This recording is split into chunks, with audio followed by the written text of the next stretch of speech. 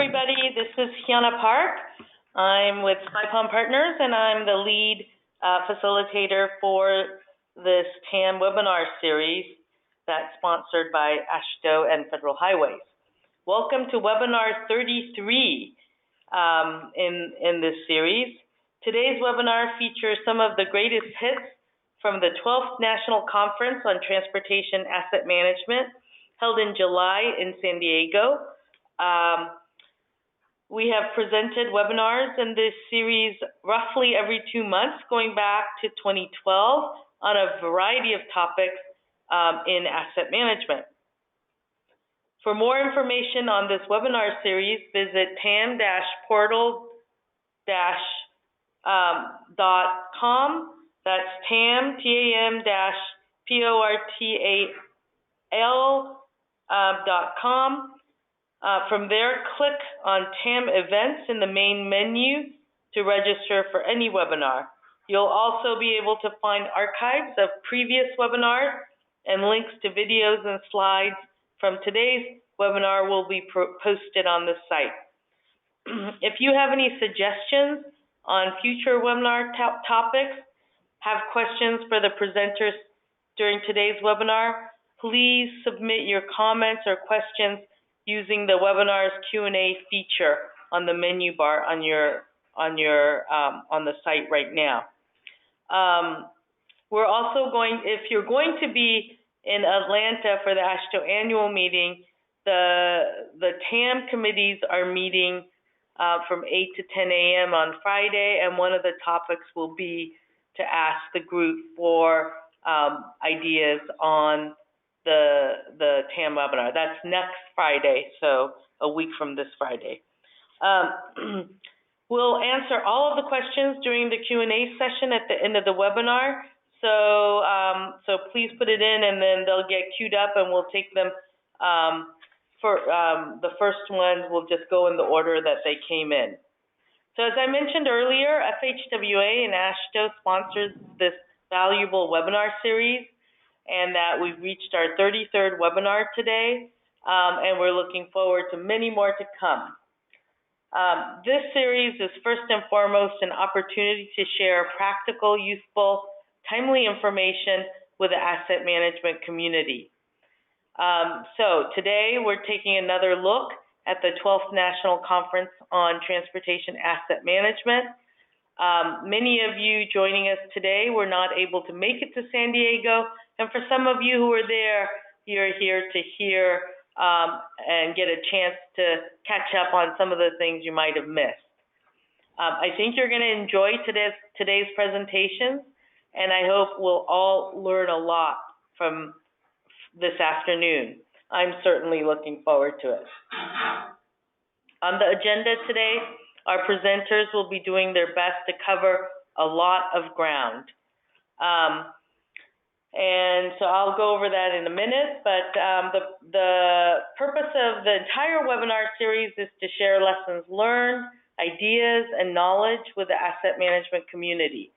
For this webinar, the primary learning objectives are building working knowledge of key concepts and definitions relevant to transportation asset management, beginning to apply this knowledge in the context of the 2018 TRB TAM conference. What innovative tools are available to enhance TAM at my agency? What benefits can my agency expect by applying leading practices to our asset management program? What are key lessons learned for agencies seeking to strengthen TAM capabilities?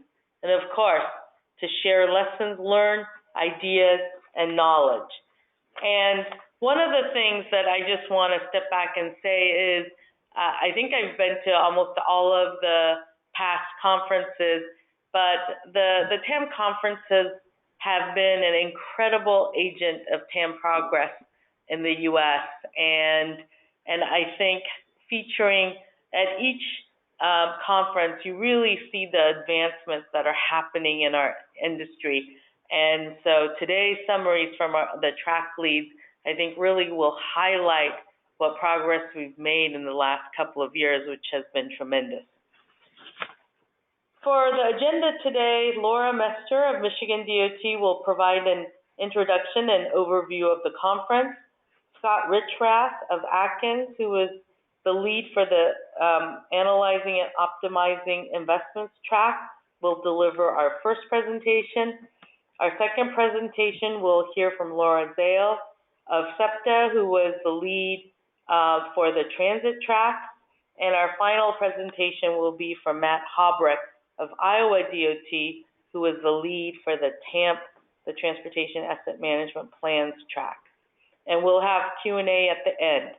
Just another reminder, please submit your comments or questions using the webinar's Q&A feature of the webinar menu bar anytime during today's presentation. And in response to the most frequently asked questions, yes, we'll make the slides and video, which is a recording of the slide with the audio available after the webinar at tam-portal.com. And now let's get started with our first speaker. Laura Mester of Michigan DOT led the planning committee for the TAM conference. Laura is the Chief Administrative Officer at MDOT, overseeing the Bureaus of Finance and Administration, Transportation Planning, and the Offices of Aeronautics, Passenger Transportation, and Rail, as well as the operations of the International Bridge. Previously, Laura directed the Accounting and Financial Reporting Division of the Office of Financial Management in the State Budget Office, a position she held for 13 years. Laura is traveling today, but has a pre-recorded introduction and overview for us. So let's just cue that up now. It was my privilege to chair the 12th National Conference on Transportation Asset Management, which was held in San Diego, California in 2018. It was a well-attended and very informative conference, and I'd like to provide a little bit of an overview of the event. The planning committee did an outstanding job on putting the conference together, along with an FHW peer exchange and an FTA roundtable that was held with several state departments of transportation, metropolitan planning organizations, and transit agencies. They shared noteworthy and current practices with one another. It is my understanding that participants get valuable insights from each other during both sessions. In addition, a number of pre-conference workshops were also held, again with a focus on sharing information and best practices in furtherance of the asset management. This conference was a great opportunity for people to enhance their understanding of asset management, exchange ideas, and learn what others were doing across the country and the world. The program was packed with a variety of topics, from introductory material that provided beginners with the tools they needed to get started to complex investment strategies that will help decision makers optimize their resources. We kicked off the Asset Management Conference with a three-member panel discussion focused on today's asset management challenges. Lori Berman, Director Caltrans, Gregory Kildare, Chief Risk Safety and Asset Management Officer of LA County MTA, and Kenneth Petty, Director, Office of Planning, FHWA, provided their unique perspectives on the role of federal government to provide stewardship to transportation agencies, the demand for increased government accountability, the evolution of agency investment priorities to better meet economic and societal demands, the need for stronger collaboration across modes and jurisdictions, and the growing importance of climate change and extreme weather events in agency decisions. They answered a number of questions from the crowd, and we moved on to the track, in which our track leads will provide you with highlights from their respective sessions in the next few minutes. Thank you. That's great. So glad that we could have Laura provide that introduction. So now let's get started with our first presentation from Scott Richrath of Atkins. Scott is a project director for Atkins North America, a member of SNC Lavalin Group. In that role, he serves as program manager for the City of Denver's Elevate Denver Bond Program and supports other program and asset management projects across the U.S. He has over a decade of experience in public sector transportation, covering technology and data, finance, performance measurement, as well as capital planning and programming. Prior to joining Atkins, he served as the Colorado DOT Asset Management Director and Chief Financial Officer, overseeing a $1.2 billion annual budget, half of which was dedicated to preservation. Scott has served on the last 3 Transportation Asset Management Biennial Conference Planning Committees. He earned his finance degree from the University of Illinois and an MBA from the University of Denver. And now I'll turn it over to Scott. And Scott, it looks like you may have dropped offline on the video, so we'll run your slides on our side.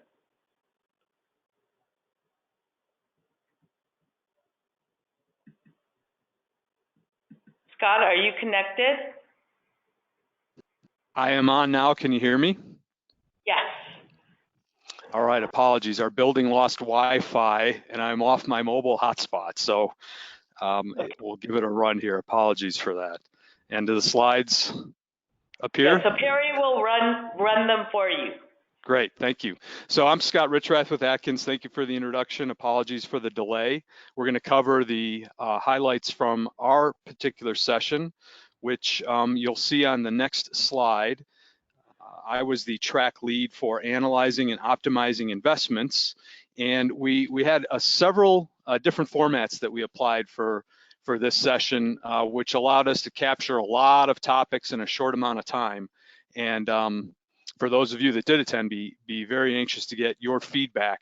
We had a couple of rapid fire sessions, as you'll see on my second slide, where we had presentations that were essentially elevator pitches, and folks had to get across their topic in 4 or 5 minutes, and many of them brought technology tools and snapshots of work products they had delivered. And we did that on 2 areas. One, making investment trade-offs between different asset categories or classes, and the other really around the technologies and tools that have been developed to help support financial decisions around investment of asset management. We also took a good hard look at the research that we've been doing as practitioners, as Transportation Research Board and AASHTO and Federal Highway as consultants, and how that research has been getting applied in application by the practitioners, by state DOTs, by municipalities, by transit agencies. And then we had a follow-up discussion session led by Sue McNeil from University of Delaware, where we actually looked at recommendations and best practices of how to move that research closer and closer to useful implementation, so that it would actually be reflected in practices and shorter turnaround times and become more useful to those who are tasked with managing the assets of their organization. We looked at various resources for asset managers, such as the TAM portal that Hyuna mentioned at the kickoff, and then we wrapped up with a panel on optimizing investments. I think to Hyuna's point at the kickoff, I haven't been to all the conferences, I've been to the last 4, and you're seeing a lot of accelerated improvement from a lot of different agencies, and I'll try to highlight those as we go into the next slide here. So there were really 3 themes or trends that came out of our session. I'll talk a lot about, because we were the investment session, I'll talk a lot about following the money. I think one important theme was the money we have to realize is money that doesn't fall from the sky. It's money that's provided by users and taxpayers, and it's become, I think, more and more important for us to be able to communicate and articulate the value of their investment in our infrastructure and the importance of preserving it and maintaining it, and recognizing that these are not all ribbon cutting projects that we do with the dollars that they're provided, but they're perhaps no less important than some of the capital improvement projects that they often have to compete against. And then we did not have a session dedicated to risk, and risk was an underlying theme of many of the sessions, but I found that it became common in every single one of our presentations that there's a recognition to understand the probability of our assets being impacted by different events, either internal or external to our organizations, and then the consequences of what happens when those assets are impacted, how we respond to that, or how we prepare in advance to prevent that. So let me go in on the next slide with the most important theme, I think, which is following the money, which really talks about how you link dollars through the different plans, be it the transportation asset management plan, an agency's financial plan or its budget, and the capital improvement program. So Perry, on the next slide, we'll take a look at a presentation done by Nicholas Richter, where he looked at the importance of recognizing that not all money is fungible. You can't just move every dollar in your agency around to any category you want. Some of it is eligible for asset management, some of it is not. And even within asset management, it might be dedicated to paving, it might be dedicated to your rolling stock versus your infrastructure if you're a transit agency. And so his organization had worked with Term Light and actually made modifications and enhancements for their users to be able to recognize that money sometimes has to live in its own individual bucket and can only be used in certain ways. And the idea then was, how do you maximize or optimize the investment of each of those individual buckets, rather than assume that they could all pool together into one capital program or one asset management program and be spent any way that you want. And here's just one indication of how 3 different sources of funding, bond funding, information technology, and general funds were in some cases allocated across 3 asset categories, and in others had to be dedicated to just a single category.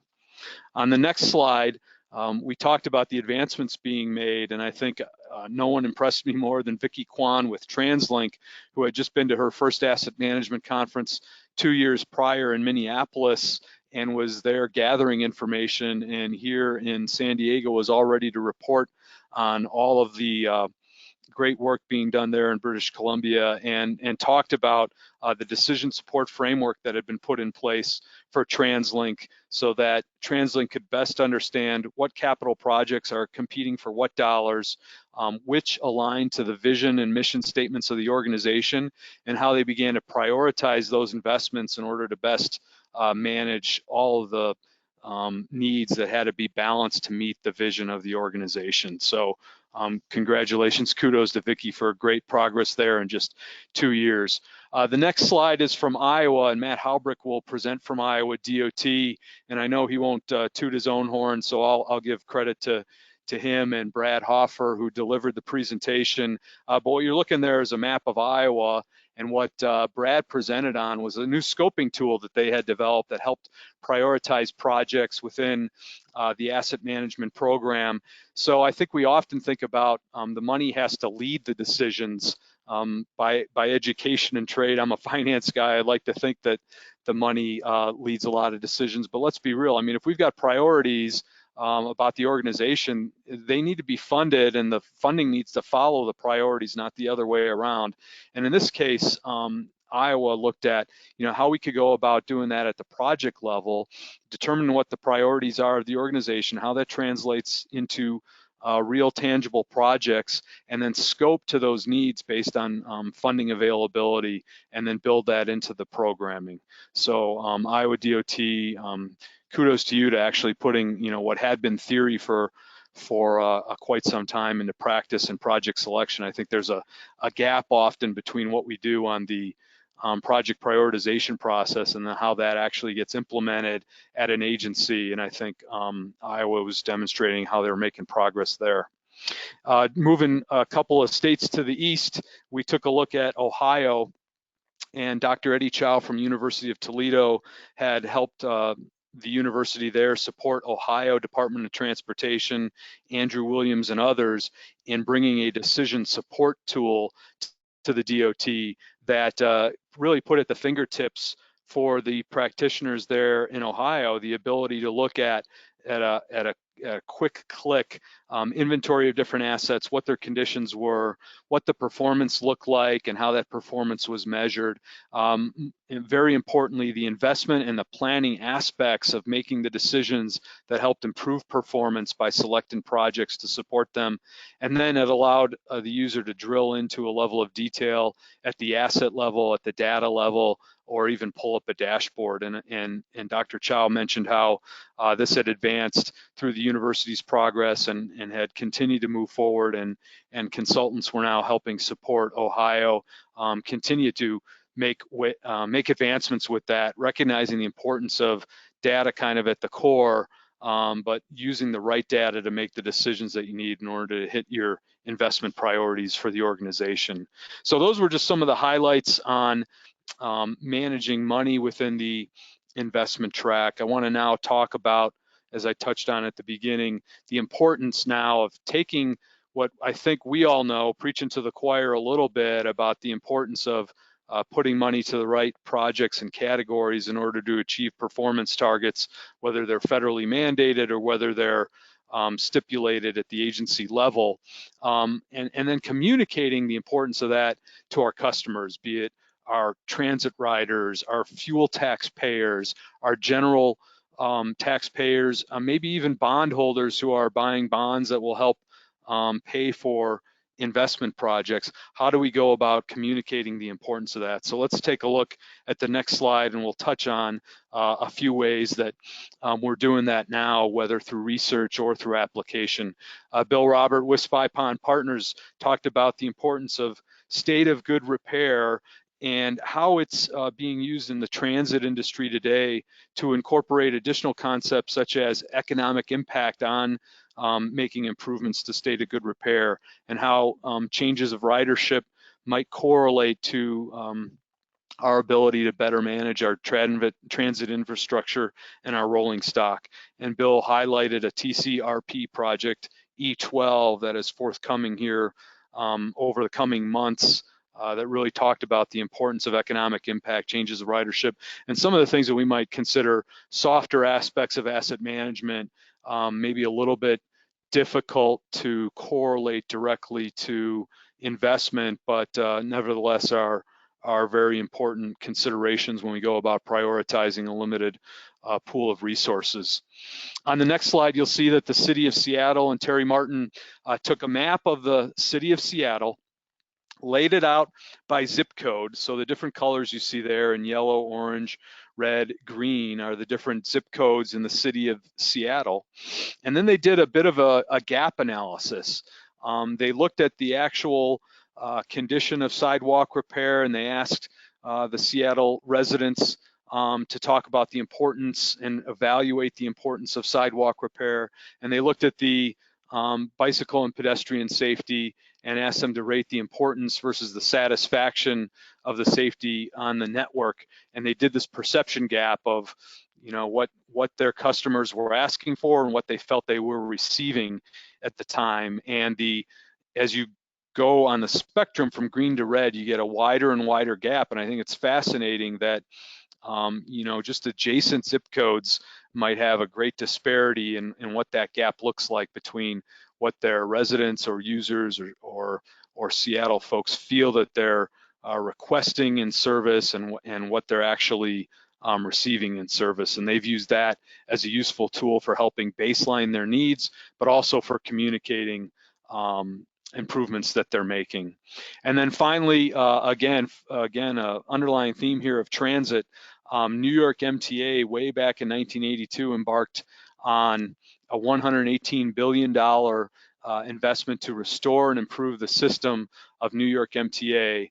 And this is an agency with, I'm in the state of Colorado. They have as many users of their system on a daily basis as we have residents in the state of Colorado. So this is a significant agency that recognized the importance of better investment decision making 30 years ago and has been tracking that on a number of performance metrics, not just related to condition and your traditional more data-driven performance metrics, but also around ridership and on-time performance, safety elements, and even You'll see there on the 5th line a major felony tracking, which in 1982 they had over 17,000 felonies, and today 211.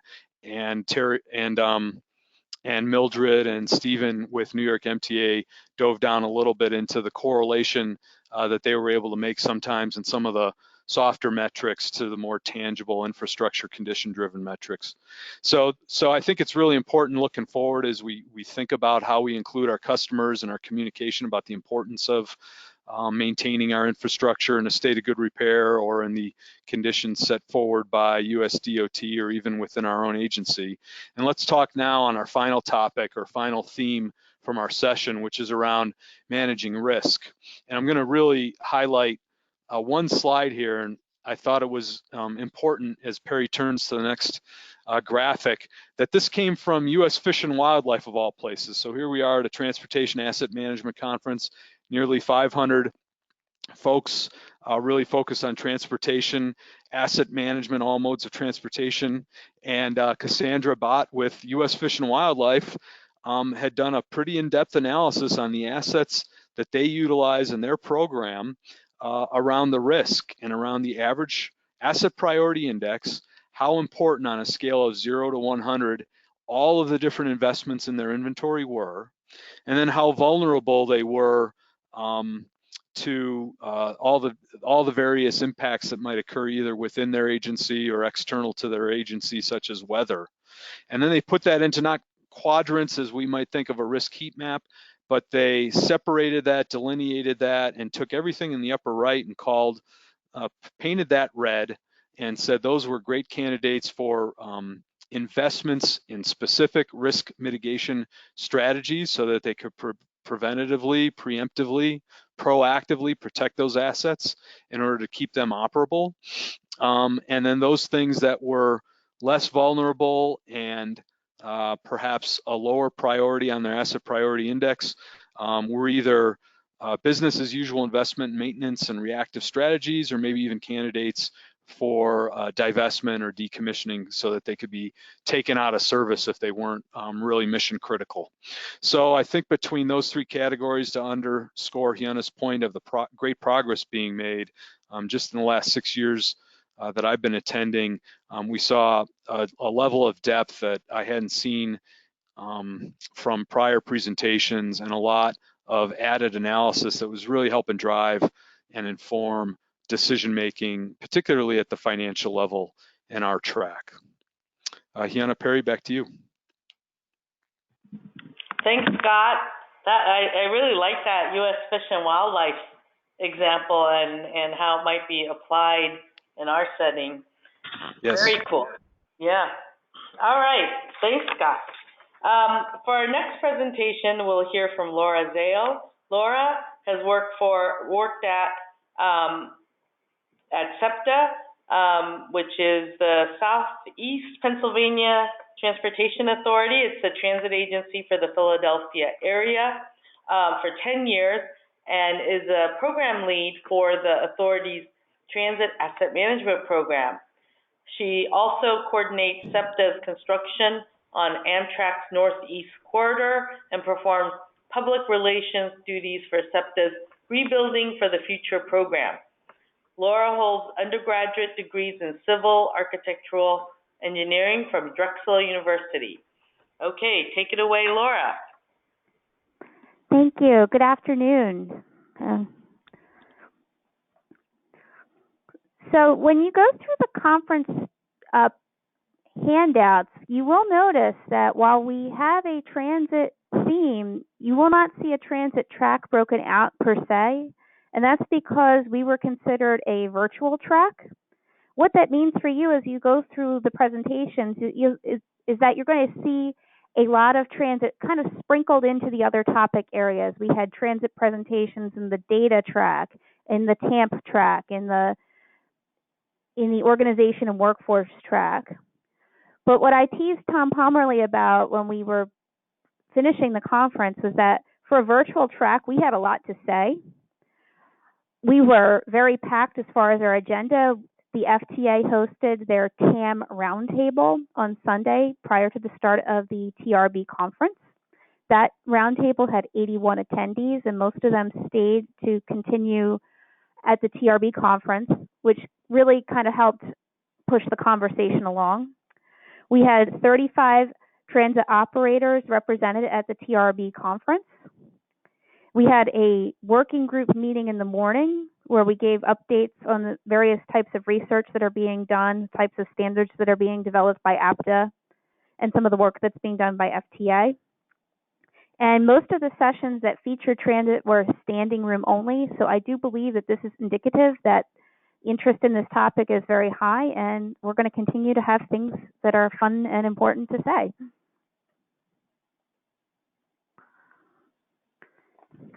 One of the things that sets transit apart from, say, our brethren in the DOT world is that we are truly large, diverse asset owners and maintainers and operators.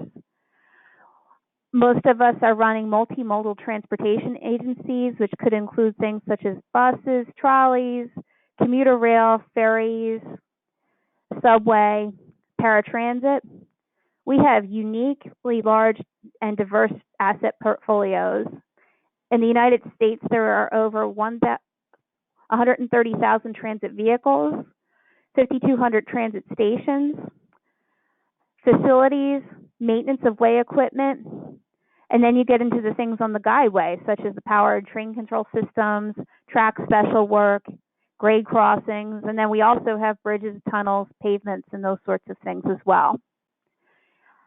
While some of us operate on our own territory, a lot of us are operating our assets in a shared right-of-way, which means we don't always have control over the condition of the assets that we operate on. And a lot of us are legacy or even middle-aged properties. And this is going to sound a lot like the DOTs, where the actual practice of asset management started much later than the actual deployment and construction of the assets for which we are responsible for maintaining, which has made it a little challenging now that we've embarked on this asset management journey.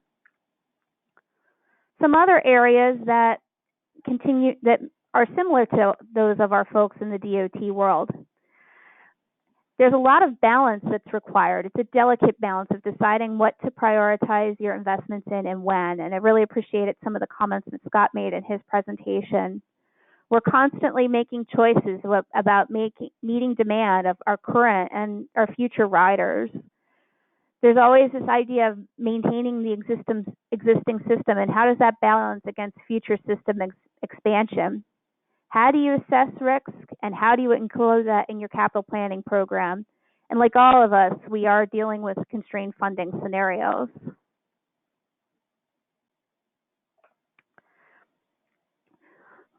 Scott touched on this earlier about the rapid growth in the practice of transit asset management. I think this graphic will help to articulate that a little further.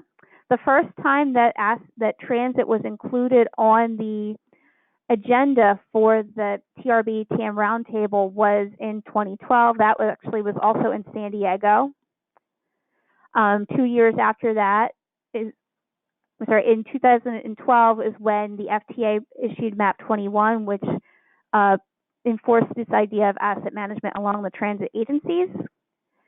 The rulemaking process is loosely done between 2014 and 2016. And in 2016, right after the TRB conference, the FTA issued the final rulemaking on transit asset management. On October 1st of this year, transit properties will be required to have a compliant transit asset management plan on file. That is a lot of growth in 6 years. Again, when I was in California in 2012, listening to a lot of this, we were very much at the beginning of the transit asset management journey. A lot of my fellow practitioners and I were doing asset management almost as an other duty as assigned. That's a lot different today. As part of the evolution of the practice, you can see that asset management has fully evolved into a full-time function at many transit agencies. There's been a lot of work as far as APTA and FTA as far as standards development. the APTA Standards Working Group on Asset Management has started to put out guidance on how to implement asset management at transit agencies. And a lot of agencies are starting to look at benchmarking. They've finished their first TAMPs. They've started to implement asset management as a program, and they want to see how they're doing it. And now we have benchmarks to which to measure ourselves. So it was a really packed 3 days, and there were a couple things that kept coming up throughout the different conferences. One was compliance. Of course, we all know that we're not doing asset management just to comply with a rule, but it's really hard to ignore that idea when you have a federal deadline relatively soon in relation to when your conference is. So there was a lot of discussion about how people were doing as far as meeting that federal deadline. The idea of communication was a recurring theme.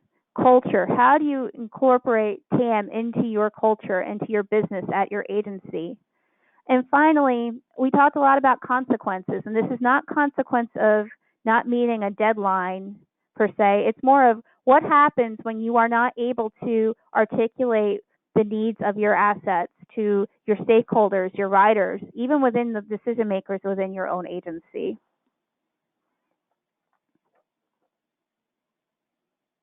The FTA spoke on a panel on Monday afternoon, and they gave an overview of some of the things that they were seeing in the practice. They reiterated this idea that yes, the transit asset management plan must be complete by October 1st, but no, it does not have to be submitted to the FTA. They highlighted many of the technical resources that they have put together over the past year and a half. I can highly recommend the FAQ page that deals with a lot of the different questions and a lot of the scenarios that different operators have as far as implementing asset management at their agency. My personal favorite document right now is the standards that they put out in December. Am I in compliance with the TAM final rule?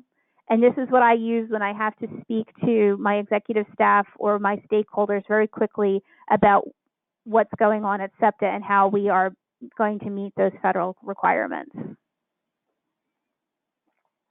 We talked a lot about making asset management a sustainable thing at your agency, and this relied on a lot of things. One was executive buy-in. At the TAM Roundtable, we had a fantastic presentation from the Maryland MTA where they talked about the asset management directive. At Maryland, the asset management practice has really been a top-down approach, and they really are relying on the entire staff to be a part of the asset management team. Other agencies talked about how they implemented core teams when they started their asset management projects. I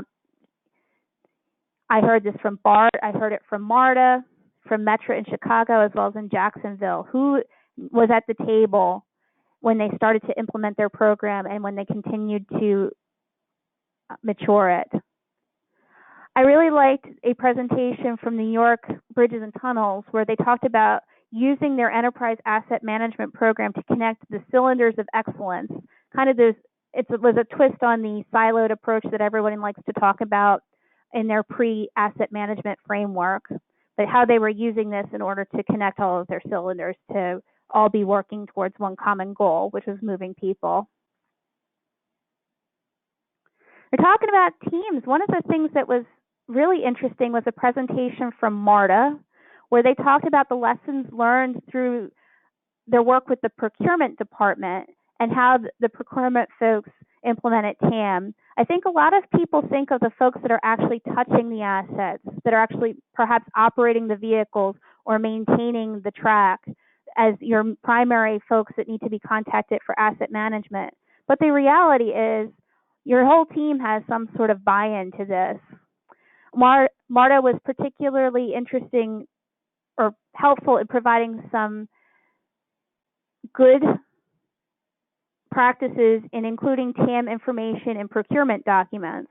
They were also forthcoming in showing some of their previous examples of how they had put out specifications that weren't necessarily enforceable or providing the right kind of information that they needed.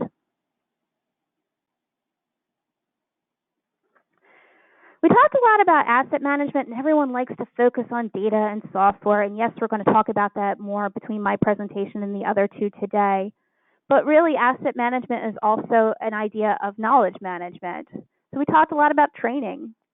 This was particularly interesting in a presentation panel that Bart participated in, where they talked about they're going through a period not only of significant hiring, but also significant construction and renewal of their assets. So how do you include training in not only the onboarding process, but how do you incorporate asset management when you're in the middle stages of construction? On that same panel, SEPTA talked about their new onboarding program for engineers, and how relatively recently they started a rotation program where every new engineer is going to have to come through the asset management department, while anybody coming on board to asset management has to spend an internship in the track, power, and capital construction programs, really trying to get everybody to understand asset management, not only from the tech side, from the reporting side, but also what does that actually mean out in the field. And finally, we talked a little bit about training and change management. AMCL gave a fantastic presentation discussing how knowledge management is really key to successful implementation and change management when you're introducing this new process, these new ideas to your staff on an enterprise level. We all know asset management communication, we do a lot of it to our boots on the ground, to the people working on the front line, but communication also has to be done to the folks that are in the C-suite as well. So one of the new training materials that the FTA piloted was a choose your own adventure program, where they developed some sample communication documents where you as the transit asset management professional could go in and brief your board, brief your executive team, and explain to them why we were doing asset management, what the actual requirements were, and where you were on those requirements. There were several different iterations of this program, and I thought that it was great just to have a baseline to start knowing what kind of materials needed to be presented to your staff. Again, back in 2012, when most of us were still in this information gathering state. The idea of actually following an international standard for asset management wasn't quite on our horizons yet. But in the past few years, as people have started to really embrace TAM, this idea of how well are we really doing has started to come up. And there were a few presentations that highlighted this. One of them was Jason Bittner's presentation on an ISO 55000 readiness assessment, and he talked about the process by which they interviewed a number of agencies in Canada to benchmark how ready they were to actually pursue an ISO 55000 certification. One of the agencies in the United States that's really taken the lead on this sort of approach is RTD Denver. And they gave a very frank conversation about where they thought they were and how they brought in somebody and they started to assess where they were in relationship to where they thought they needed to be for ISO 55000. So they talked about how in some cases they thought they had made a lot of progress, but in other areas they were still a siloed entity that was tasked with breaking down silos within other entities of the organization. So I would highly recommend that you look at that presentation as well. We talked a lot about how data was important to be transferred to multiple audiences. There was a fantastic panel of Tier 2 operators where they discussed the unique challenges of participating in or developing group plans. Now, for those of you who may not be aware, a Tier 2 operator is anybody that has less than 99 vehicles and does not operate rail. And they are allowed to participate in a group plan that is sponsored by their DOT.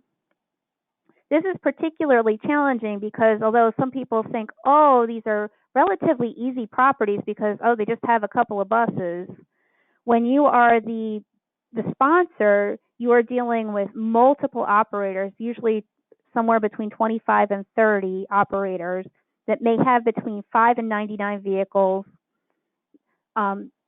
facilities in various stages of repair, and different funding scenarios. So we heard from a number of operators that had developed some interesting inventory and condition tools and developed some dashboards so they could assess where they were and how much more needed to be done as they rolled out their asset inventories and their condition assessments across the state. We also talked about a couple of pieces of software that were available. Term Light was used by multiple agencies, as well as Trans Am, which was originally developed by the Virginia and Pennsylvania Departments of Transportation. It's also important when you're putting these tools together to put together something that works for multiple users within your own organization. This was a slide that was used by the Jacksonville Transportation Authority, and how there were many different business units that were reliant on one reliable asset inventory, and these folks' needs needed to be accounted for when they pursued their next step of enterprise asset management.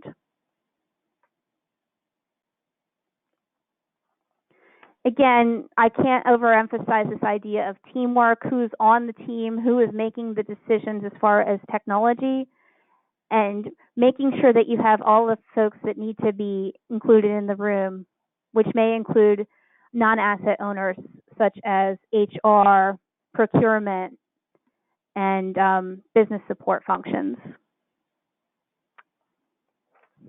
So where do we see ourselves going in 2020? Now that we are in a position, we have developed our asset management plans, we are in the process of collecting reliable data, where I think I'm going to see a lot of improvement and change over the next 2 years is practices in stakeholder communication. This is the first year a lot of us have had to provide certain types of data to the National Transit Database, to our MPOs. We have to actually set performance targets, and next year we're going to have to start reporting progress against those targets. So I think there's going to be a lot of lessons learned, particularly at the DOT and MPO level. I think we're going to be in a better position to demonstrate our return on investment for asset management. And I think we're going to see the emergence of even better informed data investment plans. All this data is supporting one concept, that we as public transportation operators are in the business of moving people safely, reliably, and at a certain service quality standard. And I think that this amount of data is going to show that we're continuing to make the investments that we need to continue following our mission. And finally, I just want to say a quick thank you to my transit track operators, as well as the many attendees who participated in the conference, either gave a presentation or participated in the conversation or stopped us in the hall to really share your expertise, because this is what's allowed us to make such progress in the last 6 years. Thank you. Thanks, Laura. That's really a great presentation that does show a lot of progress being made and makes me look forward to the presentations that will be there in 2 years. All right, so for our final presentation today, we'll hear from Matt Hobrecht of Iowa DOT. Matt is their Transportation Asset Management Administrator, and he's been working on asset management at Iowa DOT since 2010, and Matt was the TAMP track lead. And with that, I'll turn it over to Matt.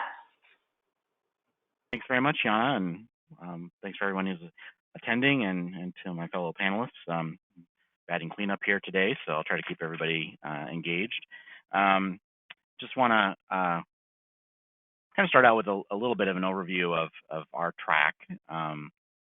We had a total of 8 sessions that we sponsored or co-sponsored within the conference.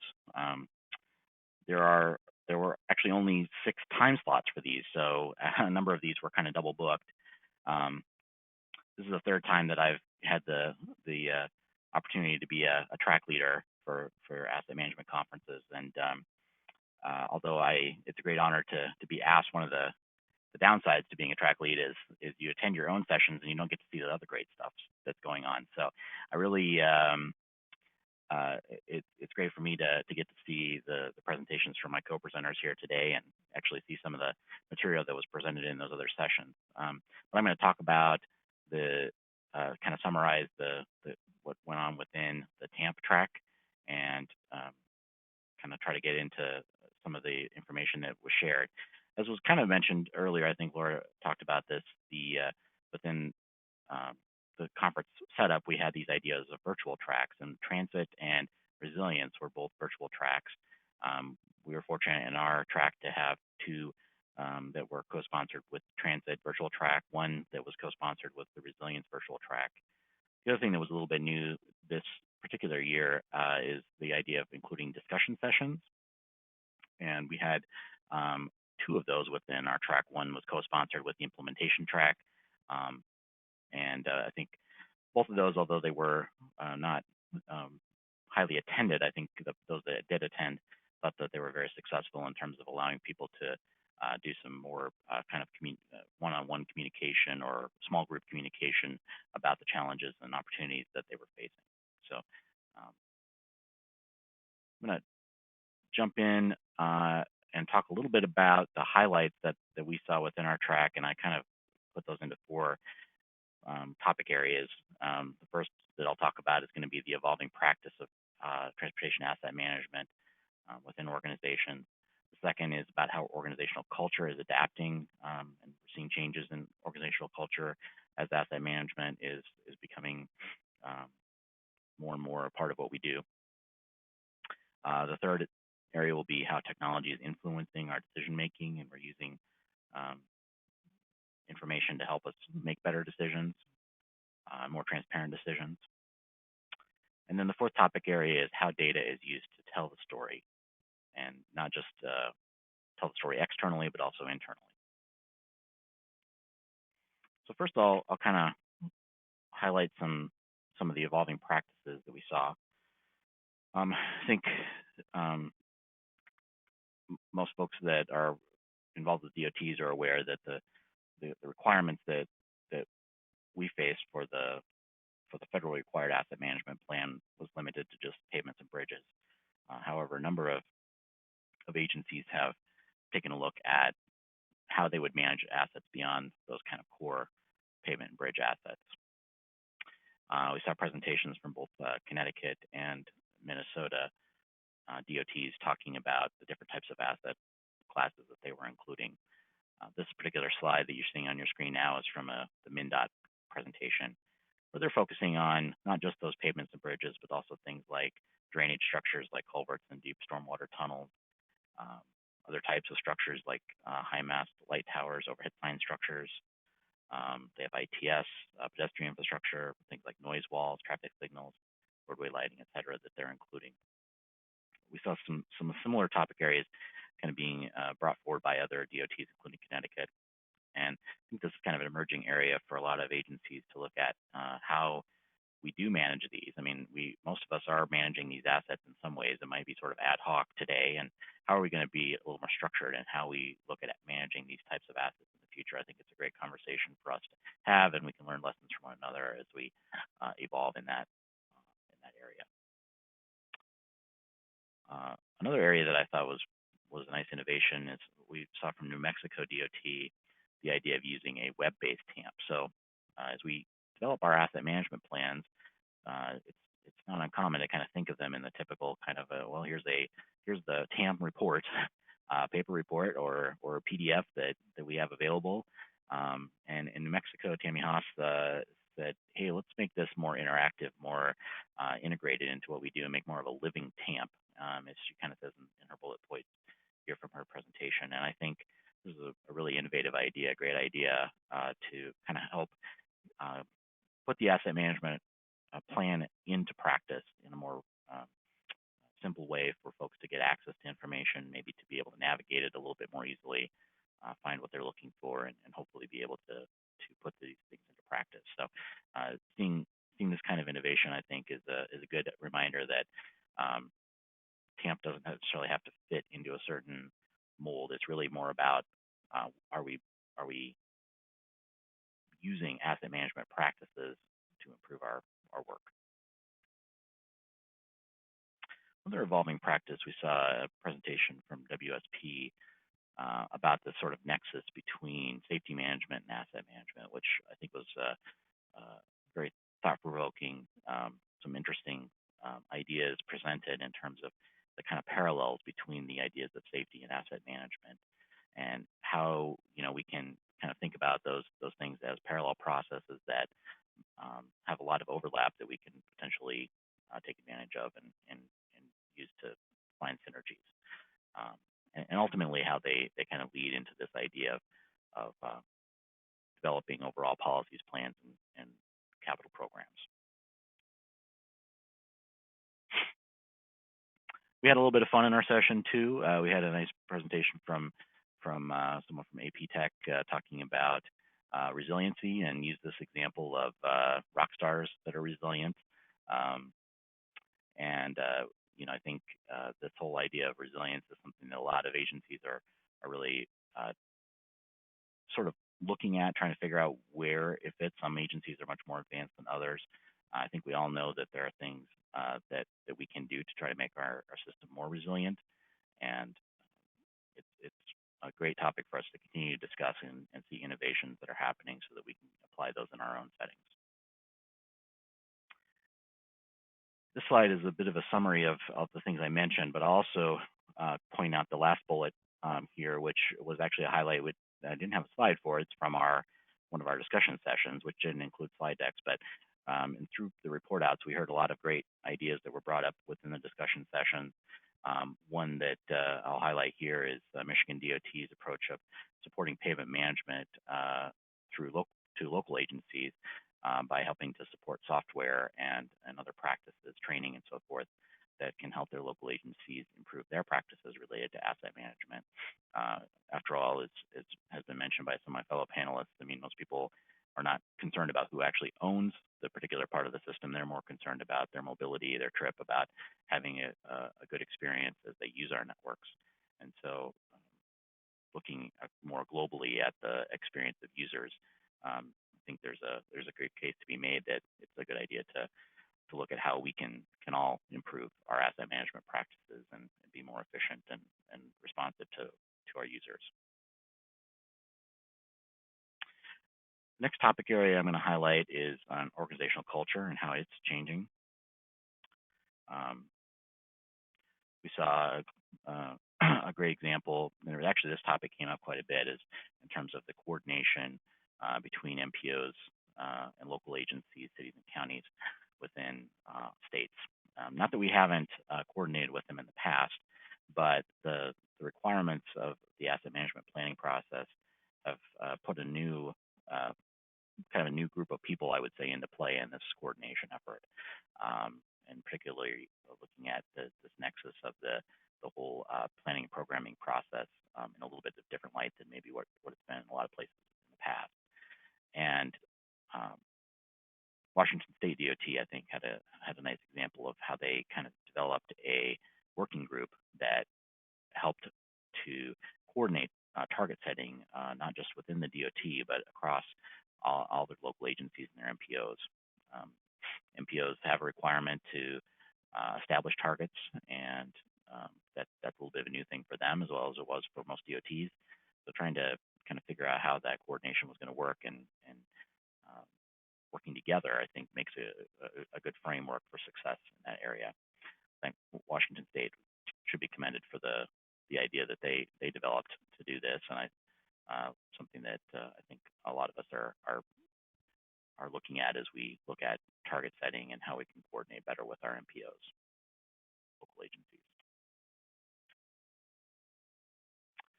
It was previously mentioned about the MTA bridges and tunnels. I had a chance to see a presentation from MTA bridges and tunnels as well, and I thought that the transformation process that they talked about was something that we could all learn from.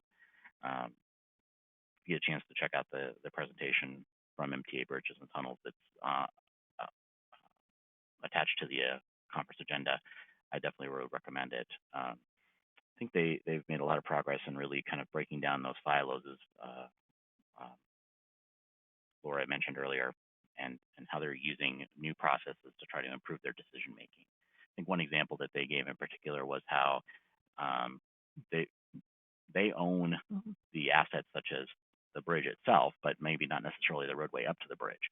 They were finding problems in terms of traffic flow, and were able to kind of, with this new process, they thought a little bit outside the box, not just about their assets, but about those assets that were owned by others that were feeding traffic into their bridge or their tunnel, and were able to do some coordination that wouldn't previously have been something that they would have thought about trying to do, or at least not explicitly. And so they found this structure to really bring a lot of benefits to their agency and their organization in terms of thinking about how to look at the experience of the customer and trying to break down some of the barriers and roadblocks that were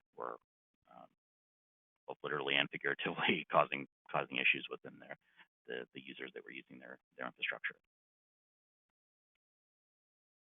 We had a couple other great points that came up within the discussion sessions.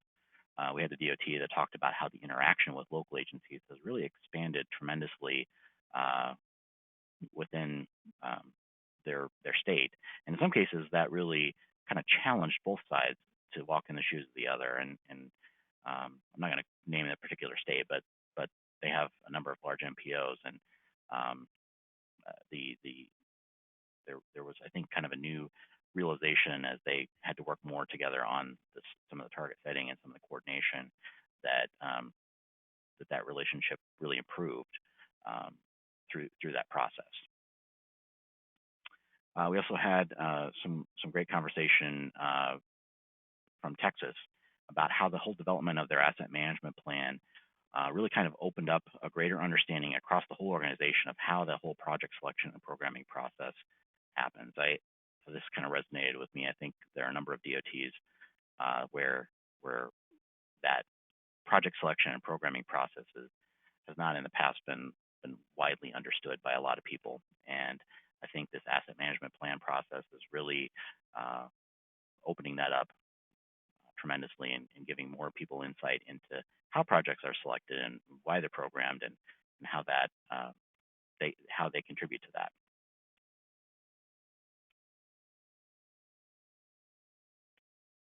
Next area I want to talk about is technological influences in decision making. Here I'm going to talk a little bit about a presentation from the Arizona DOT and how they've been using some advanced probabilistic modeling to incorporate resilience into their design process. This is a slide from a presentation from Steve Olmstead from Arizona DOT.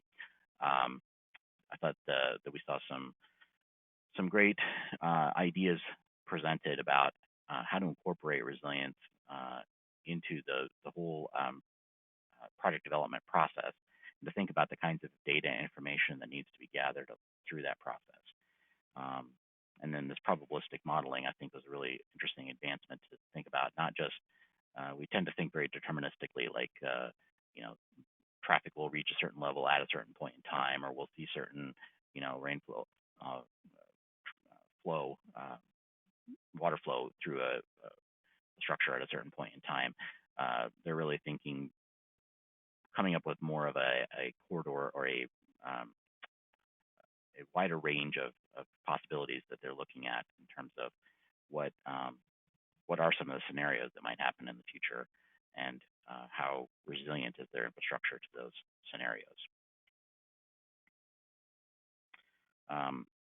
Another technology area, and this is actually something that Laura touched on in her presentation, but within the transit office within the Iowa DOT, we saw the use of technology to help with our Tier 2 plan, looking across the entire state and all the Tier 2 operators in the group plan, and helping those Tier 2 operators to better evaluate their facilities using a mobile application that all Tier 2 operators were provided and able to have kind of a consistent method for rating their facilities that we could use as part of our group plan overall.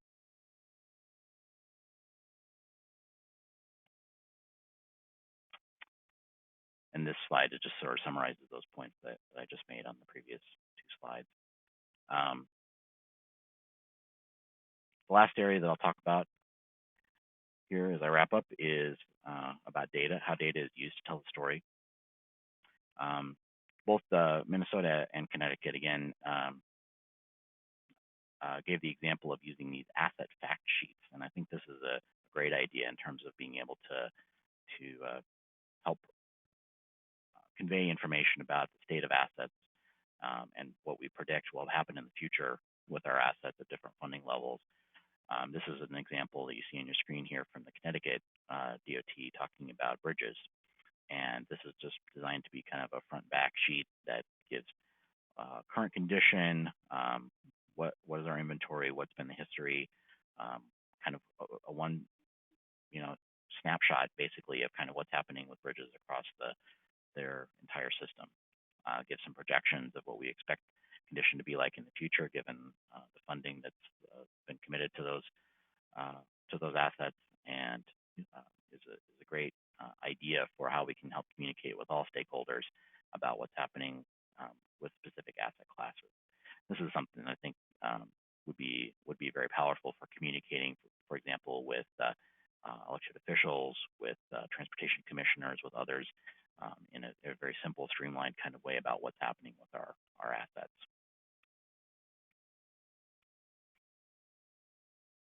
The way that we saw data being used to help tell the story was really related to the integration of resilience and asset management. Here we saw that an example from University of Delaware research that was looking at how we can integrate resilience and asset management, looking at resilience as really kind of a link between our strategic objectives, performance management, or asset management. A very interesting presentation that really looked at how we can use the ideas of resilience in our asset management renewal considerations. How can we think about this as we are looking at the way we are going to be reinvesting into our system?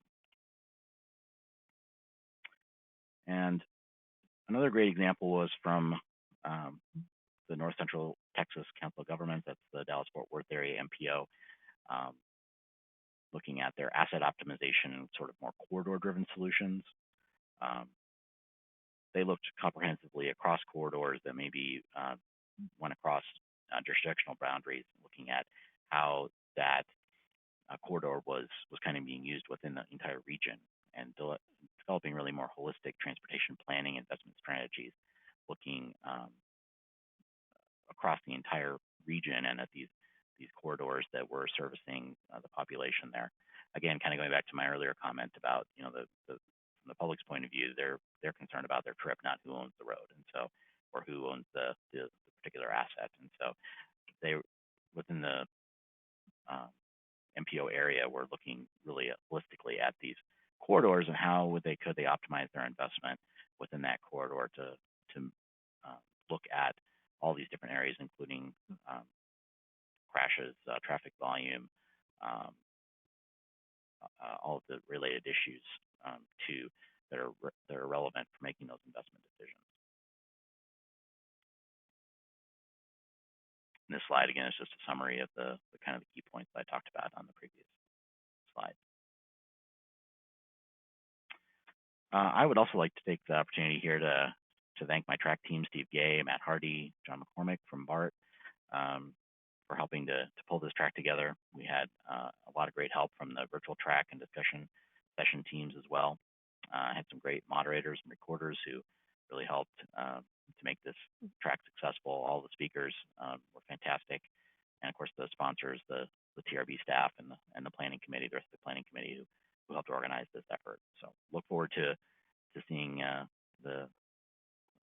how we come together in the next conference in 2020, and I think it'll be a great event.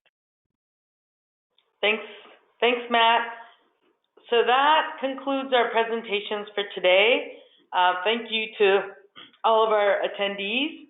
Now it's time for the Q&A. If you have a question, please type it into the Q&A feature of the webinar toolbar, and I'll take them in the order you type it. let's start with a question for all of our presenters. Can you share with us if there were any surprises you saw at this conference in your tracks or in broadly in any of the activities? So you kind of enter the conference after going through the planning, and I'm sure you had set certain expectations. Did you see anything that was kind of a surprise for you? Let's start with you, Scott. Yeah, I had mentioned that finance and risk became a little bit difficult to separate. A lot of presenters associated financial decisions with either mitigating risk proactively or having to respond to risk or building resilience into the system. And I think, I know during rule setting around asset management plans, there was a lot of discussion around resilience and the role that owner agencies would play. But the surprise to me was how much progress those agencies have made and how in different directions they've kind of taken the risk and resilience concept and done a lot with it and have already really kind of incorporated that into a lot of their decision making. I think it was encouraging to see that a lot of the asset management practices were already to a large degree, if not risk-based, at least considering risk as a significant part of their investment decision. So it was a pleasant surprise. Thanks, Scott. How about for you, Laura? I think, again, the idea of how quickly we have evolved really, I couldn't get over it. Every time people would talk about how they had made improvements in particular areas of asset management. And really, what was a pleasant surprise was not only had they gone to great lengths to collect their condition and performance data and that sort of thing, but also how a lot of people had made some pretty good strides in incorporating asset management into a wider sphere of the authority than they thought they were going to have to at first, and some of the lessons learned from that. Thanks, Laura. How about you, Matt?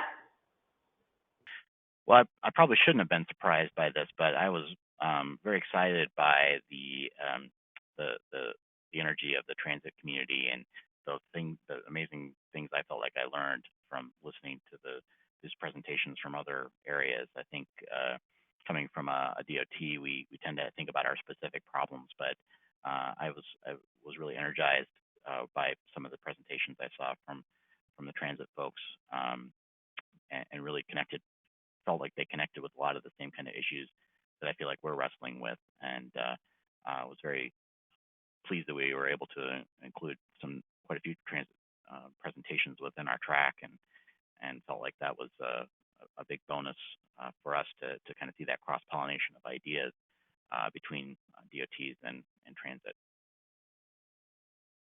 Actually, that's a great segue to another question on, how valuable is it to have the transit and the road folks together in this one conference? And what do you see as the benefit, and what are some of, are there things like the roundtable that are just transit focused, and what's the value of being together? Laura? I really think that this particular event was good in that we had the opportunity to do both things. There is a certain amount of just understanding your audience and being among your peers that was very conducive to an open information sharing session as far as the State of Good Repair Roundtable. I think that's a really good place for some of the operators to kind of get their hands on some of the things that they need to do specifically for transit. But at the same time, I really think that it's fantastic when we all sit down together and talk about different types of assets, because on one hand, you might think that, there aren't similarities between a road and a traction power substation. Obviously, they're very different things, but I think there are lessons to learn as far as condition assessments and sharing of information that are are just as valuable regardless of what the asset is. I do think that it's good to continue to have transit to be a prominent feature because we have not been able to attract maybe as many as transits as we would have liked to over the last few years. So that's going to be a big priority for us as we ramp up for 2020. We think that once people have their asset management plans in place and have had a year or two of implementation, they'll be more excited about coming and sharing their experience in 2020. Great. How about you, Scott? What's your thought on this? Yeah, Did you see a lot of both? Yeah, go ahead. Well, a couple key points. I mean, I completely agree with Laura. You know, I'm a high road and bridges guy for a decade in Colorado, and thought we've been doing a pretty good job understanding asphalt and steel and concrete for the last decade or more. And now that I've worked a little bit on the private side, I've gotten a much greater appreciation for the complexity of the transit assets, the systems of systems within them. You know, how much we might learn on the DOT side about our fleet equipment from work that transit agencies are having to do right now to, for example, deconstruct their propulsion systems. So I really thought it was a valuable exercise, not putting transit in its own cube and in their own cylinders of excellence and having them present to their own teams, but working them into the DOT presentations and comparing and contrasting the various practices. At the end of the day, we're all trying to make the best investment decisions we can with available resources. And to that end, we're using a lot of the same tools that do it. We're using dashboards, we're using projections, and we're trying to use trade-off tools. And there's a lot that can be learned when you kind of cross-pollinate across the asset categories. I think that's one of the reasons I want to highlight U.S. Fish and Wildlife, that the concept that they're using for their assets, I think, is applicable to any asset owner. I've done, work recently with energy sector on the private side where risk almost doesn't escape a business meeting or decision that they make. They've built risk into the everyday vernacular. So I think there's a tremendous benefit. I think we need to stop thinking about this as bridges and highways live over here and transit lives over there. I think we gotta continually work to integrate, and it'll make all aspects of our industry propel ahead much more rapidly. Thanks, Scott. The next question, I think Laura answered it in one of her slides, but for Matt and Scott, what do you see as the topics at the 2020 conference that are going to be new based on what you saw this year? How about you, Matt? Why don't you start?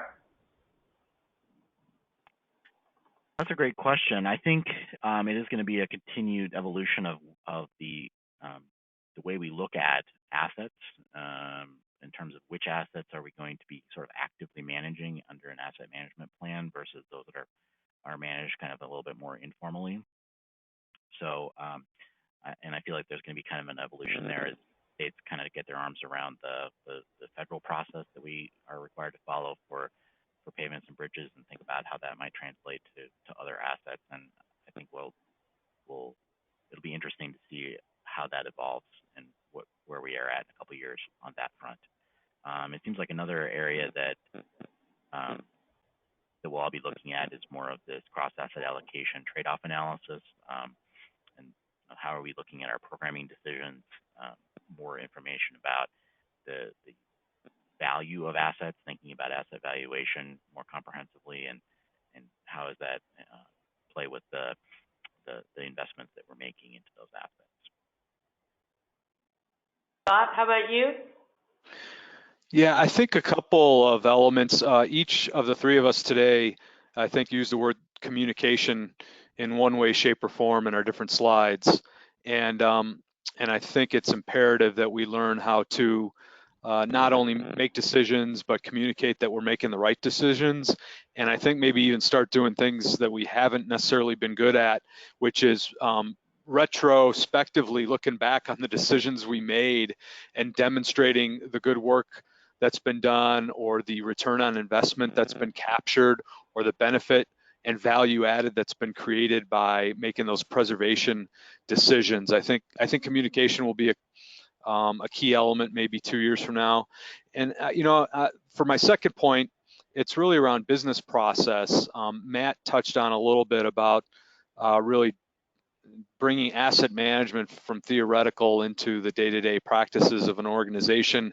I talked a little bit to Gordon Proctor at the conference, a consultant who formerly headed up Ohio DOT, and he and I reflected back on when the statewide transportation improvement program, the STIP and the TIP were introduced, how they were such a foreign concept, and now they're kind of old hat, and we probably wouldn't today go and have a STIP conference or a TIP conference. And I think years from now, we won't have a TAMP track session. We'll be really talking about what we've done to change our budget setting practices on an annual basis. And we've gone from just starting with what we did last year to really doing maybe zero-based or need-based budgeting, how we've started to link the statewide transportation improvement program to the transportation asset management plan, to the long-range plan, and they're not necessarily being done on all different cycles by different groups within the organization, but there's a common thread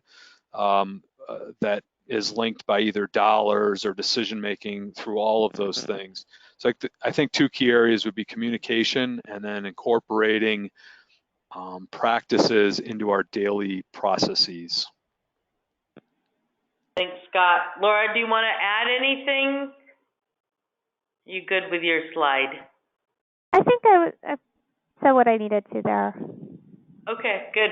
So our final question is for all of you is, so what do you all see as the ingredients for session popularity?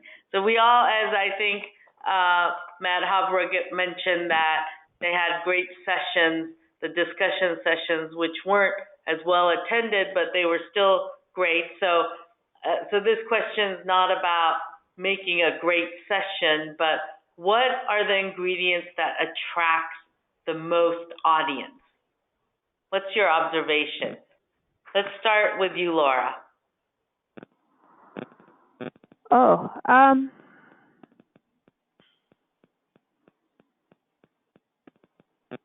That is a really interesting question. I think the things that were really attracting folks, there were a couple things. One were the sessions that had the FTA or APTA presenting are always a little more popular than some of the other sessions just because of the nature of that sort of presentation.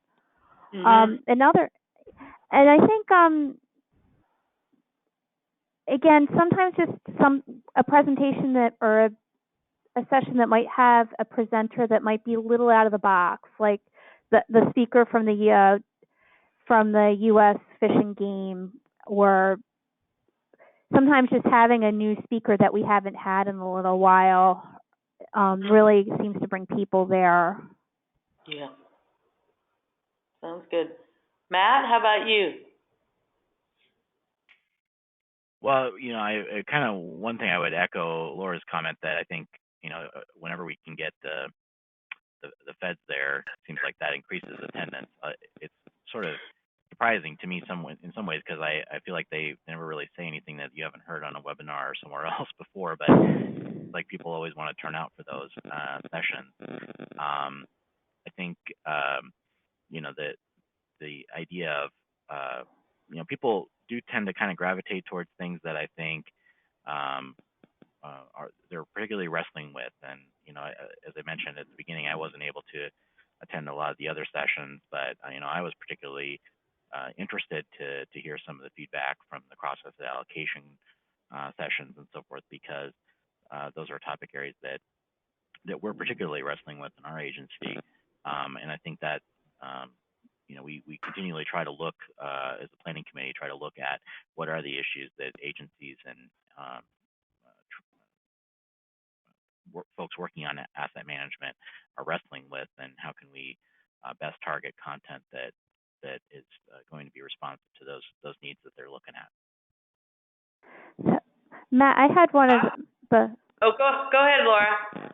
so I actually had the interesting opportunity of getting to moderate one of Matt's sessions, and I think one of the ones that made that particular one was so popular was that he had put together this panel of different folks from different agencies in the Seattle area, and they gave a collaborative presentation. It was really, it touched upon something, this whole information sharing thing that is really so hot right now between the transits and the MPOs, and I think that's what topically attracted a lot of people, this idea of successful knowledge transfer.